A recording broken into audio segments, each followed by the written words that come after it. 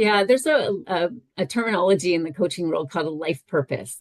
And I actually don't really like it because I find it's a lot of pressure. What's my life purpose? Oh my God, I got to get it right. And it's got to be for my whole life. I mean, I like the concept of it, but I think the language is really limiting.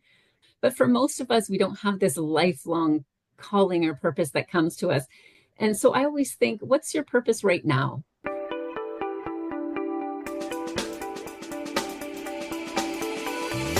Buckle up for a new episode of the S.H.E podcast, the show where we have real and raw conversations to inspire and empower you to be seen and heard so you can create balance and everything you want in your life and business. I'm your host, S.H.E, and I'm excited to walk alongside of you on this journey of being seen, heard, and empowered.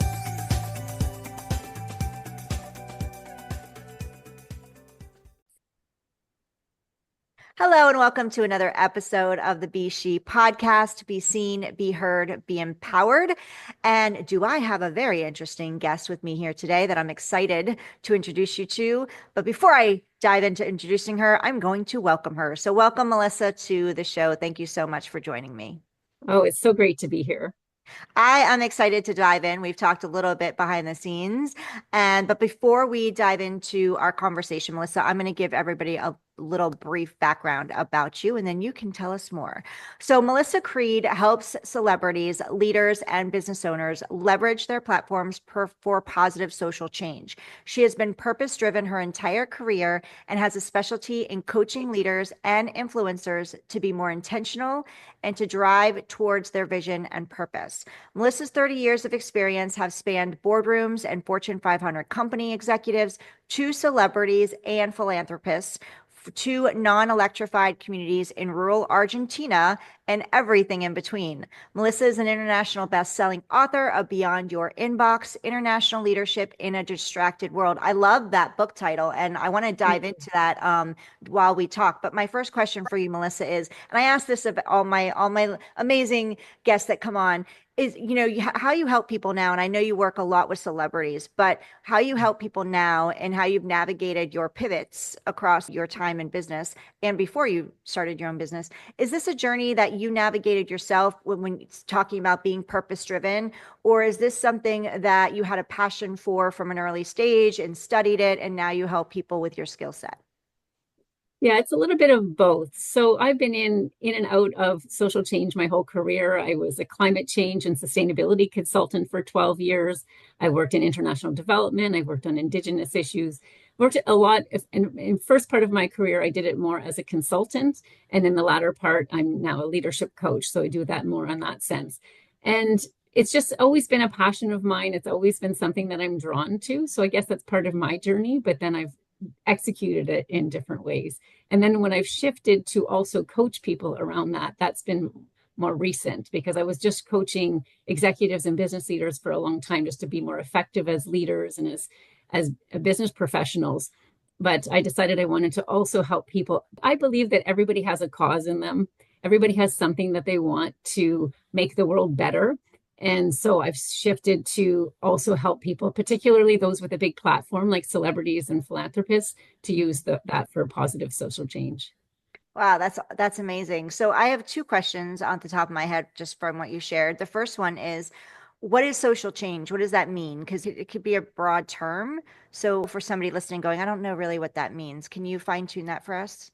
Yeah, it's a great question because a lot of times we think of something really big. And I mentioned climate change, people think of global issues. And of course, it can be that, but it also can be something in your community. So it's really, in my mind, it's anything that you focus on that helps the world be better in some way. And it can be grand and global, or it can be small and local. It can even be something in your kid's school, and it's really just putting something to help. Something bigger than us is really that I'm looking at, something that helps everybody else in some way. And so that's, for some people, it's big things like sustainability and climate change. For someone else, it might be starting an anti-bullying campaign in their local school, or perhaps doing a food bank drive at Christmas time or something like that. It's really just giving back in some way. And thank you for clarifying that because I thought I'm like, oh, this must be like a huge undertaking, Mhm. social change. Like, how long does that take to work on? Sometimes we can think, oh, I can't be part of that. That's too overwhelming, right? There was I don't remember what the cause was, and I wish I could remember it, but oh, I know what it was. There was three officers, unfortunately, that were tragically killed recently in my area. They motorcade officers, and a little boy, one of the sons, goes to his school. So he set up a lemonade stand because he wanted to help, and he was selling lemonade to raise money to help pay for the tuition of his classmate. And Oh, I just thought about that by you sharing, like that's social change. And it's a little boy, he's probably 5 to 7 years old, doing this because he wanted to help in some way. So that, yeah, I love that story. And I just got chills when you were saying it. And one of the examples, I mean, I do the same when I talk about leadership too, because I believe leadership can happen at any level. It's not a position bestowed upon you. And I love looking at kids because they don't have the barriers of thinking, oh, I can't do that, or that's too hard, or it needs to be too big, or I don't know how to start. They just do stuff. And I often tell the story. I have two daughters, and they're both a bit more on the quiet side. But one of them, when she was 9 in the playground, there were some other kids not being particularly nice to one of the other girls, and she spoke up in her quiet, 9-year-old way and just said, I don't think we should be doing this. I think we should be including her. And she changed the dynamic of the group, and they invited the other girl to play with them. And in that moment, she was being a leader. In that moment, she was being a change maker for that situation. So mm, it's not it doesn't have to be a lifelong thing. It can be even in the moment in the or moment. responding to a particular calling in some way, like that little boy with the lemonade stand. I love Yeah. that example. Yeah, every so often it hits me. I'm like, why can't I think more like a child? Mhm. Because we can, over the course of our years, we can get a little hardened or we can get more like, I guess, realistic, quote unquote, realistic, like we should, logical, maybe is the word. And like you said, children don't have those limitations placed that they just don't even consider them. They're like, let's just do it, especially if it's calling on their heart and a passion and they're like driven to do something. They're like, don't tell me like this is my idea. Let's do it. Right. They don't worry Yeah. about the how. And as adults, we worry about the how so much. So that's one takeaway that I'm already having from talking with you is I get to go back to my little girl and go, okay, when I have an idea, let's just go back to little Heidi and go, how, let's just do it. Don't worry about the how. Let's just take action and make it happen and not let those limitations that we put on ourselves that come from things we've experienced many times in our childhood take over. So you help people help with social change and also tap into their purpose. So for somebody that's listening, going, I don't know what that is. I don't even know how to begin there. They're out of the childhood. They can't get to their little child right now. They're in logical stage and limitation, feeling their limitation. How do you move somebody through that process? What would you suggest? Yeah, there's a terminology in the coaching world called a life purpose. And I actually don't really like it because I find it's a lot of pressure. What's my life purpose? Oh my God, I got to get it right. And it's got to be for my whole life. And I just find I mean, I like the concept of it, but I think the language is really limiting. And I mean, I think there are a few of us that have a life purpose. I think Greta Thunberg probably has some kind of life purpose around climate change, Mm, and maybe that will evolve over her life. But I think that there's a pretty big calling there. But for most of us, we don't have this lifelong calling or purpose that comes to us. And so I always think, what's your purpose right now? And it mm, doesn't have to, and it should be more than for a day or for a week, but it's probably for a little bit of a season, maybe a few years or something like that. So it's a little bit bigger than just a project. But the two areas I have people look when they start to explore this is, what, first of all, what excites you when you think about it? Like when you're thinking about, oh, I could do this and I could do that, and if I could get involved in this. That's one area to look. But another area that I often have people look is, what riles you up? What makes you so upset that you can't sit back anymore mm, and not do something about it? And we hear, so I'm always really intrigued by the sort of the everyday change maker, the one who maybe was kind of behind the scenes, not really doing a lot, not really not really this person that's in this visibility space. But at some point, something happens where they say, I just can't not say anything anymore. And mm. whether, again, that's something at a school or in a bigger community or in a global setting, it's what riles you up is a great place to also look at what might be calling to you to do something. So those are two areas that I work with people. And I think, just don't put pressure on yourself. Like, you don't have to know exactly what it is. Just sort of follow what was calling to you, what you're drawn to, and it will reveal itself through that. You don't have to figure it out first. It's almost like through the action we figure it out. Yeah, I always say action brings clarity. Yes, And you won't know if the action is what path it's taking you on, but you're going to know if it's the right way or the wrong way. You're going to know if it lights you exactly. up or doesn't light you up. And I really like that you said what gets you fired up Yeah, because normally I'll always say what lights you up. Lean into what yeah, lights you up. I You flipped it and you're like yeah. that's what you What makes usually you hear. so angry, right? What makes you so like I just can't take that anymore. You've had Yeah, enough. And I've never heard that side of the coin when somebody just describes how to lean into your life's purpose. I don't like the life's purpose either. I feel like that's a high pressure. It's very stressful. You could feel very overwhelmed because you're looking at such a huge picture, especially yeah, depending on what age you are. You can be like, oh my gosh, what am I going to do for the next 70 years, yeah. right? Or what am I going to do for the next 30 years? What am I going to, even 10 years? That's a long time to think It ahead. is. And I love how people are like, what are your goals for the next 10 years? I'm like, I can't think that far.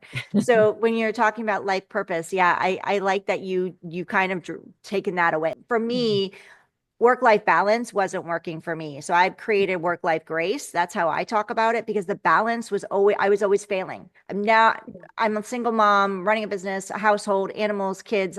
I'm not balanced. Well, I don't even know what that is, right? So I felt like I was always failing when I'm hearing other people achieve it. So I said, you know what? I'm not doing that anymore. I'm Yeah, creating work-life grace. That's my motto.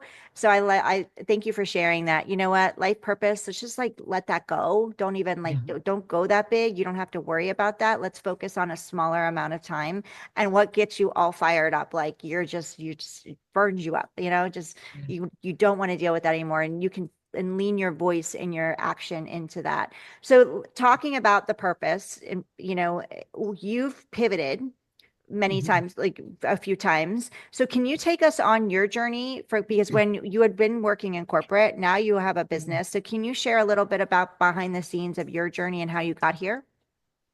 Yeah, I've had three distinct careers, I guess. So I started my career as a civil engineer. It didn't Wow. last very long. And the pivotal point for me is I was a young, ambitious young woman coming out of engineering school, and I worked in an organization, and there was really this mindset that you can't really make a difference. You have no value, you have no relevance until you've been in this business for about 25 years. Mhm. And I was like, no, that's I'm not willing to wait around for 25 Yeah. years to be relevant. And there's a little bit of the pat you on the head kind of experience with these older men that were in the firm. And at that time, climate change as a profession, and it was really there was a lot of exciting things happening in the world. It was 1997. The Kyoto Protocol had just been signed. There was a lot of optimism that we were coming together as countries around the world to make a change on climate change. And for me, I'm always really drawn to sort of dynamism. And there was a lot of energy. It involved politics, it involved government, it involved business, it involved technology, it involved economics. All kinds of different things were happening. So it was exciting to me, a lot more exciting than sort of the stuff I was doing in the other profession. And it was also a place where everything was moving really, really quickly. So I think I was probably, I don't know, in my late 20s anyway, early mid 20s, I could be an expert as long as I was about 3 to 4 weeks ahead of everybody else. So I didn't need to wait 10 years, 15 years to be an expert. And I just had to keep on top of everything that was changing. Everything was changing really, really quickly around the world. So that was sort of what shifted me from one career to the rest, another. And that's when I got into climate change and sustainability consulting, sort of strategic consulting, and rose the ranks in that organization, went from the lowest position in the organization to vice president in about 4 years. And it was a small firm, but it was, still getting to that Yeah. executive level.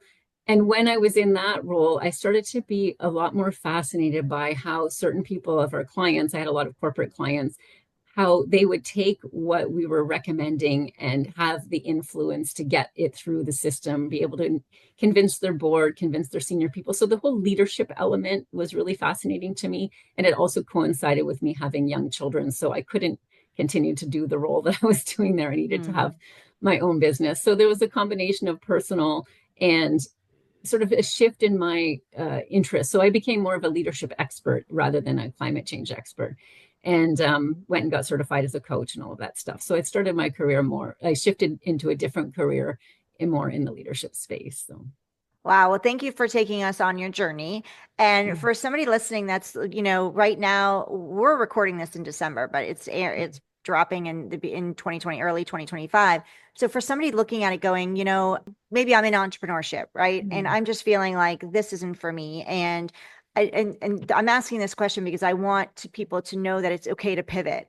And yeah, the important thing is knowing when you should be pivoting, right? yeah, And because entrepreneurship isn't for everyone, working in the corporate space isn't for everyone, entrepreneurship isn't for everyone. So it's really knowing if it's not working, it's okay. You're not failing.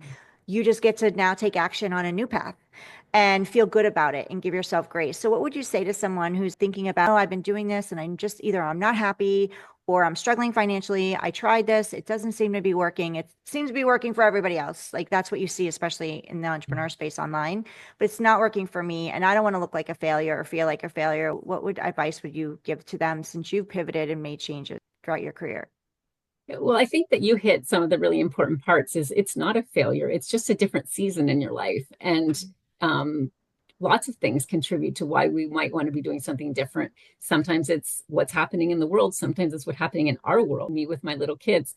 I think I'll share something that I often work with my clients is I look at three overlapping circles, almost if they look like Olympic rings, but a little bit more overlapping. One of those circles are all the things that you love, that you want, your interests, your values, sort of all the things that really come from you in terms of this is, if I could just have anything, this is what it would be.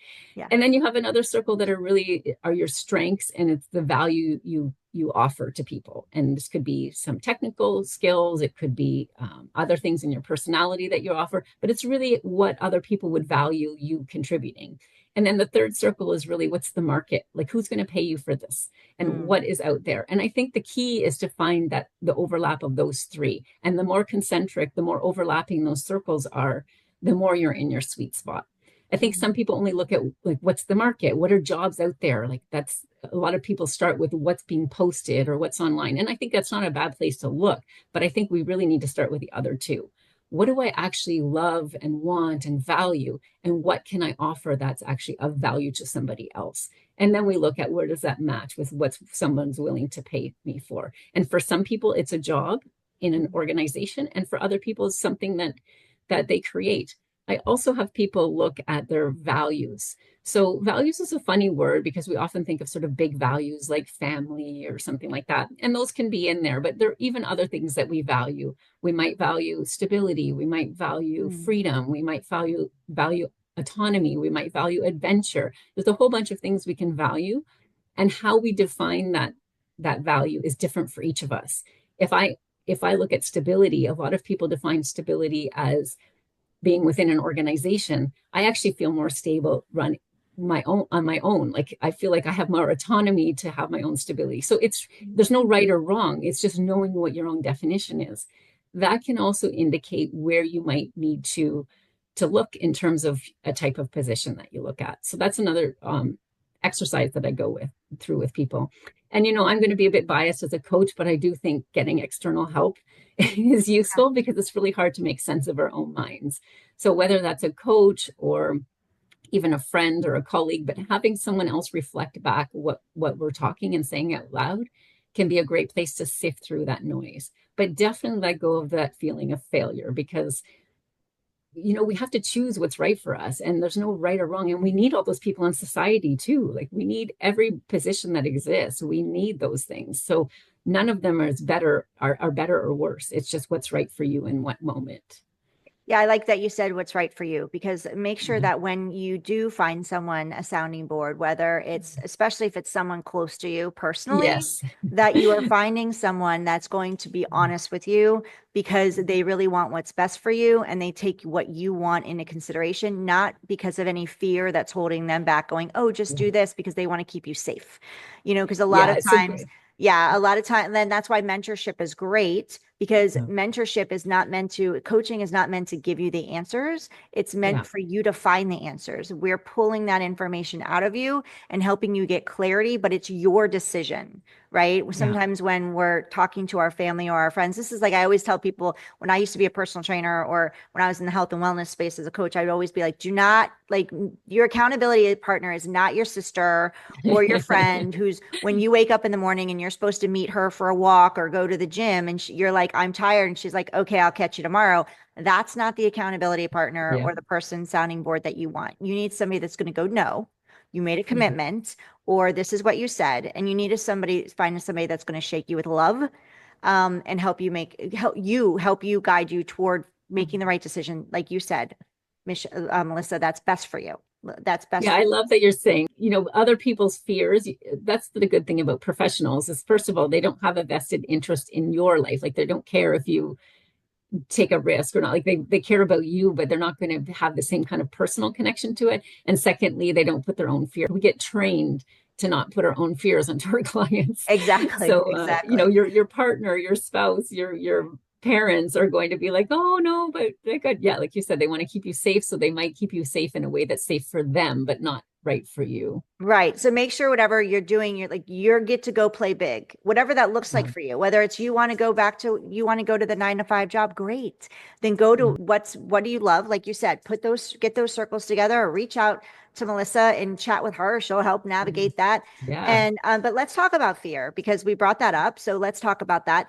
What were some of the fears that you had as you're making these shifts and pivots and things that you've that have come up for you or that you see in your clients?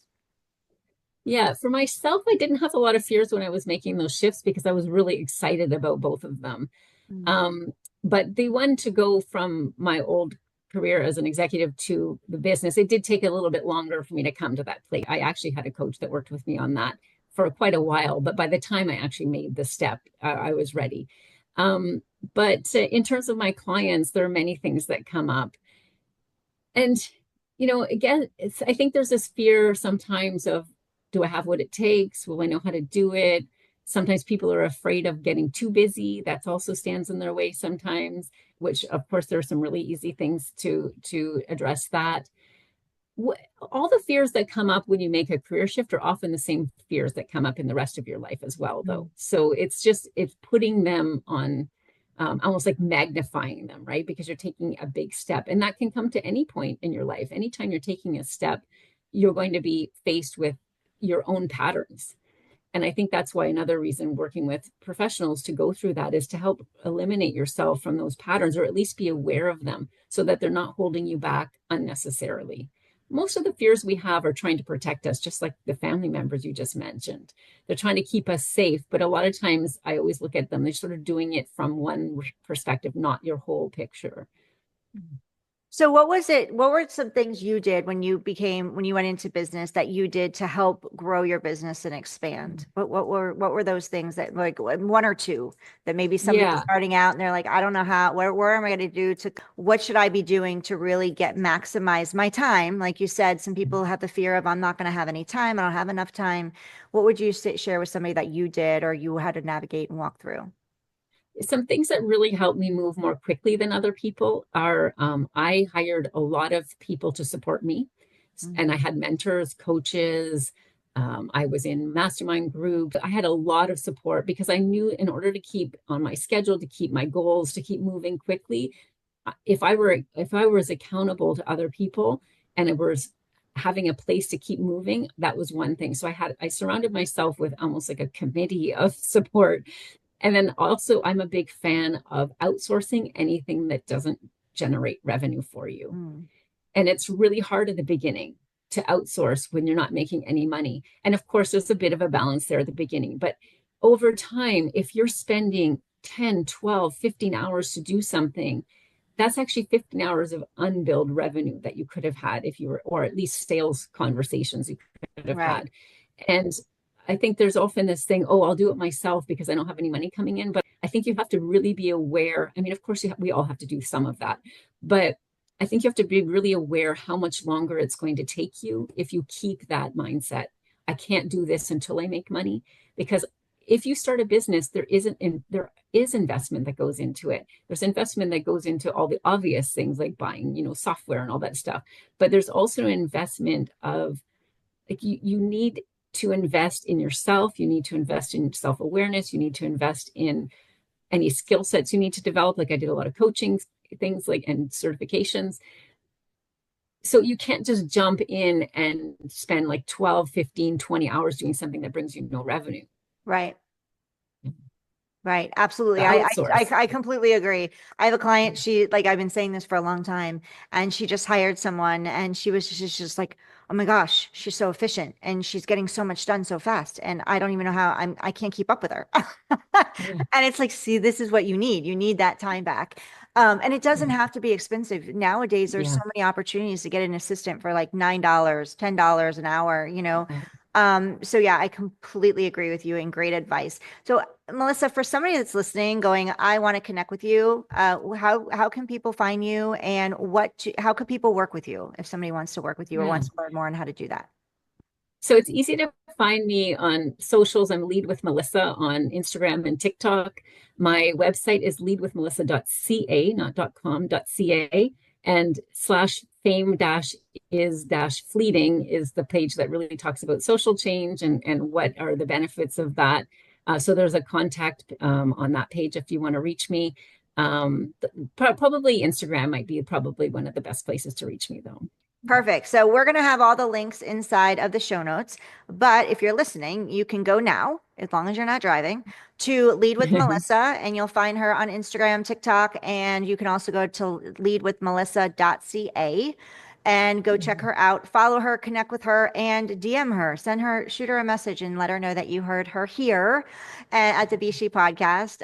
And Melissa, is there anything else that you would like to share? Yeah, and I'm also offering to your guests, to your audience, a strategy call. If anyone wants to figure out, like, explore some of the things we talked about today, what would it look like to shift careers? What would it look like to look at social change? What is my purpose? Any of those things we've talked about, or anything else? It's a free strategy call that we'll put a link in as well for that. Yes, absolutely. We'll have the link, and so reach out to her and if you want to chat with her beforehand, send her a message. But definitely book that call. It's free. So you have nothing to lose, everything to gain. Melissa's an amazing woman. I've had so much fun chatting with her behind the scenes and today on the show. So you definitely want to connect and shout out to her. Melissa, I have one last question for you. And that is there a fun fact about Melissa, a little behind the scenes that we wouldn't know or wouldn't ever guess about you from seeing you on social or just hearing you on the show today? Yeah, I mean, somebody who follows me for a really time on social might know this, but I'm really love hiking. And so I've Ah, hiked in lots of places around the world, lots of different mountain ranges, and I often have combined it with other, work travel and things like that. So I've done, the Annapurna Circuit in Nepal, which was a 21-day hike when I did it, a trek when I wow. did it. I've done the Grand Canyon from rim to rim. Like I've done stuff in Patagonia, in Pakistan. So hiking is sort of really, really big passion of mine. I have a little bit more trouble doing that now with my feet. I've got some issues with my feet, but I still love it and keep trying my best to keep doing it. So, So you're like a world traveler. yeah, I've done a Yeah. lot of traveling. A lot of that was when I was working in the climate change world. There were a lot of different projects and things like that that I Oh, was that's so working on. interesting. So I have two questions then. First, Yeah, what is your favorite place that you've been for hiking? for hiking. Do you have one that I mean, stands the out to Annapurna you? circuit in Nepal was pretty special. It Yeah. was because it was cultural as well. Like we got to we hiked through different villages along the way. So that was probably one of my favorites. And it's in the Himalayas. It was Yeah. just really, really magical. But there's some really great hiking, lots of places in North America, even. So I've done a Wow. lot of hiking in the White Mountains in New Hampshire. Um, Okay, my so yeah, parents live in New Hampshire. yeah, Yeah. lots of great places. Amazing. Oh, So and what 2 years ago, I did a hike in the Albanian Alps, which was really, really fun Wow. too. Okay. I've never even heard of those. So that's awesome. Second question, you've done a lot of traveling. So what place that you've traveled, non-hiking, not off the hiking topics, just a place that you've traveled that sticks out to you or you would say is probably one of your favorites? Well, I did a project for 3 years in Argentina, And so I went quite often. We did a whole bunch of different training and some technology transfer work. And so I've been most of the country, and I just love Argentina. The people are lovely. The country is beautiful. It has a special place in my heart, probably because I spent a lot of time there. But Yeah. Oh, that's amazing. Thank you so much for sharing all of that. And now we have a little background, backstory of you, more information, which is awesome. I Off have off one more the thing. business of it. Yeah. One more thing I want to say, because I was looking at some of the questions you've asked other people before, and one of the ones you asked is, who would you have lunch with? What female would you have lunch with? I think that might Okay. have been one of them sometime. And I was thinking about that, and I would love to have lunch with Dolly Parton. I Oh, think I she'd love be Dolly Parton. such an amazing person. She's been relevant, and she's been relevant for decades, many decades. And I actually think she's almost even more relevant today than she was even at her peak of her music career. And I just find her such a fascinating person who really doesn't care what other people think about her. I think she's got a great sense of humor. She contributes a lot to the world. She does a lot of literacy, providing books for others. And I just think she'd be a hoot to have lunch with. And I also think it would be amazing to hear her stories. So, I agree, and she's going to show up looking fabulous too. yeah, So exactly. that means Get you some get to beauty show tips up from looking her. fabulous too. Like it's a great time, great excuse to Yeah. dress to the nines. Yeah, I agree. I think Dolly Parton would be one of the most fabulous women to have lunch with and or spend some time. Like you're going to laugh. Yeah. You're gonna get a lot of hugs. I see her as a hugger, and Yeah. she's tiny, tiny little thing, Yeah. and she's unapologetic. She Yeah. does not care what you think about her. She's going to dress up to the nines no matter where she goes. I think well, she doesn't go to Walmart or not Walmart, Walgreens or probably CVS or anything like that. But if she did, she's not what she's walking in looking like she always does. That's how I imagine. Yeah. Anyway, Yeah. so I love that. So thank you for sharing that. That was such a cool addition. So thank you. Yeah, now I'm gonna go listen to some dog. And it's well, we're recording, it's the Christmas time, and I love her song Candy Christmas, Hard Candy Oh, Christmas. yeah. So now I'm gonna have to go Google that. We'll So have a little bit of Dolly today. yeah, a little bit of Dolly. You can never have too much Dolly. So thank Yeah. you so much, Melissa, for joining me today. This has been so much fun, so awesome. Make sure for you listening that you reach out to Melissa. Go check her out. Lead with Melissa on Instagram, on social media, leadwithmelissa.ca website. Make sure you grab the link to book that free call. You don't want to miss it. Take advantage of it. Not everybody, you don't always get this opportunity. So take advantage of that. Again, Melissa, thank you so much for your time. I'm super grateful for you today. It's been lovely. Thank you. Thank you for listening, and we will see you on the next episode of the Be She podcast. In the meantime, be empowered and go be seen and heard.